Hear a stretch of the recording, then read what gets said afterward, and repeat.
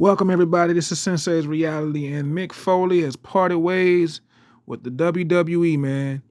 He said himself, while I've been concerned about WWE's close relationship with Donald Trump for several months, especially in the light of his administration's ongoing cruel and inhumane treatment of immigrants, and pretty much anyone who looks like an immigrant. Reading the president's incredibly cruel comments in the wake of Rob Reiner's death is the final straw for me. Now, with Trump, with Rob Reiner, and Rob Reiner not being a big fan of Trump, and Trump to reply the way that he did, Mick Foley, and for the WWE to support that and be alongside with Donald Trump, Mick Foley has stated that he wants no more part of the WWE. And I have to agree with Mick Foley on this one because, I mean, not just for the sake of just Donald Trump, but that's just like the added fuel to the fire, you know? It's kind of like the WWE has been going like literally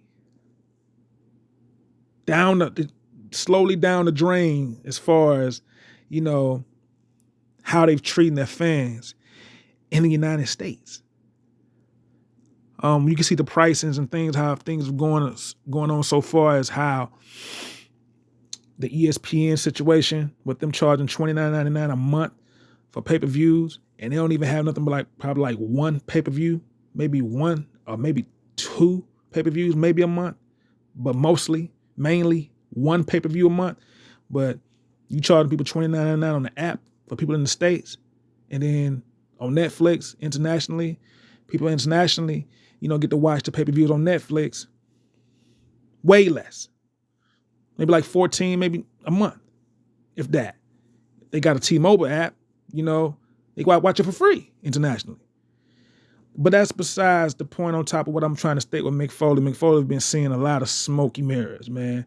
He's seen, how the way wrestling has been going down. And it's just like he said, it's the final straw for him because a person like Mankind, and I'm speaking on the character that, he portrayed, one of the characters, Mankind, Dude Love, Cactus Jack. This man has put his body on the line for so many years in the professional wrestling, in WWE.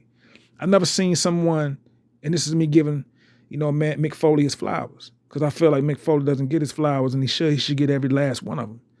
This is somebody who I've seen as made more of an impact out of all the wrestlers, I want to say, and The Rock is my favorite, but Mankind has made the most impact because he took the most pain. He took the most impact from taking the falls and, the thumbtacks, as you see right here in this picture, losing his tooth getting caught up in his nose. Never seen nothing like that before, ever. I thought that was a thumbtack stuck in his nose. So they're like, no, that's a tooth. So just to go through everything and just him putting his body on the line to the third degree, like third degree as far as like, man, if you want to say as far as burns, first degree, second degree, third degree burns, third degree as far as impact of pain. Think of that. And as much as, fire may burn somebody's skin, just think of that same, pain delivered in third degree fashion. That same pain you would feel from a burn in third degree fashion is what Mankind has always put his body through, night in and night out in that wrestling ring when he didn't have to. The 13 chest shots, as you see right here from the iconic I Quit match. Now, that I Quit match was a match that was real gruesome, and The Rock really didn't give a fuck, boy. I'm talking about, you think the final boss Rock was a heel? Like, no, like the corporate Rock in 1999, y'all. YouTube and search under those videos when The Rock was the corporate Rock, when he was dressed like this. Talking about a whole nother demon, man. Rock didn't give a damn. You might almost think that he had something personal against Mankind when it was just all a part of the act, but he said that's what The Rock said it himself, man. Mankind wanted him, and this is how crazy Mankind is. He wanted The Rock to hit him in the head I don't know the specific amount of times, but he wanted The Rock to do what he did. And it threw The Rock off because The Rock didn't want to do that. So if you're on the outside looking in, you'd be like, damn, The Rock didn't give a damn. Like, no, this is what Mankind wanted to sell the match. But on the outside looking in, it's like The Rock didn't give a damn. Like I was just saying, like it looked as if he didn't care at all. The corporate Rock just didn't give a damn. Like, no, this is what Mankind wanted. Cause like when you in a ring with another opponent, of course, it's like, I know it may sound kind of crazy, y'all, but it's kind of like their dancing partner. So they have to know each move was finna be made before it's made. And when it's made, it has to be executed really well so no one gets hurt in the midst of it.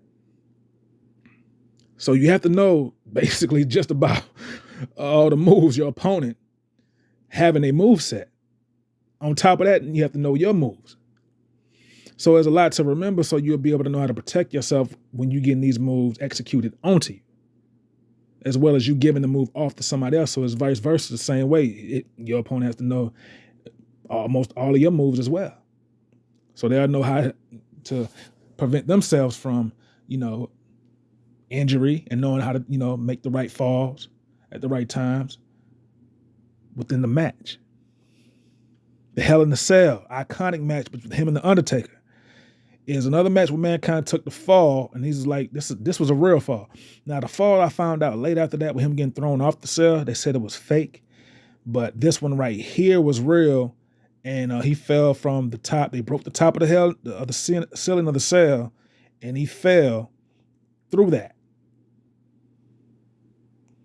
Now, the one that you see on the left right here with him falling off the cell, they said that one was fake. But the one in the ring was real.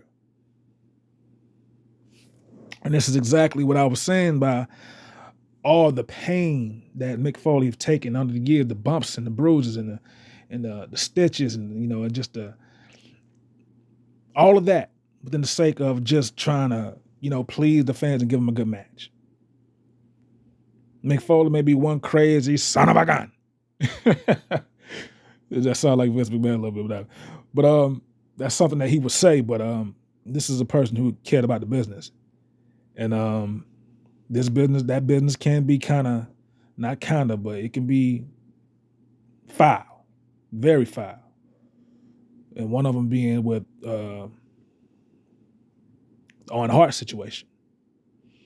A lot of people still stray away from speaking on that because that was a night that no one can never forget. With Owen Hart coming down that zip line, what Shawn Michaels used to do all the time. It used to be a zip line, ladies and gentlemen, that these wrestlers used to come out and they used to go across that zip line in mid-air, very high above the crowd and everything. And they used to come out on the zip line all the way to the ring, and the zip line used to when they used to hold on to the little bars, the zip line used to just take them straight to the ring.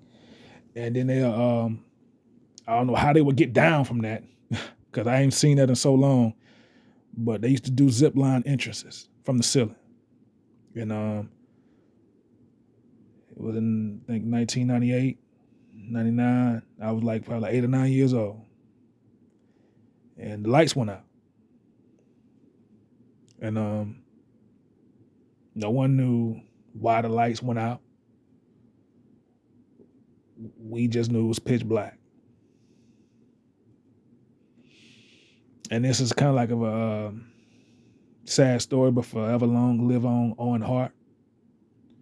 But we had found out later that night that through that zip line entrance, Owen Hart, the zip line snapped.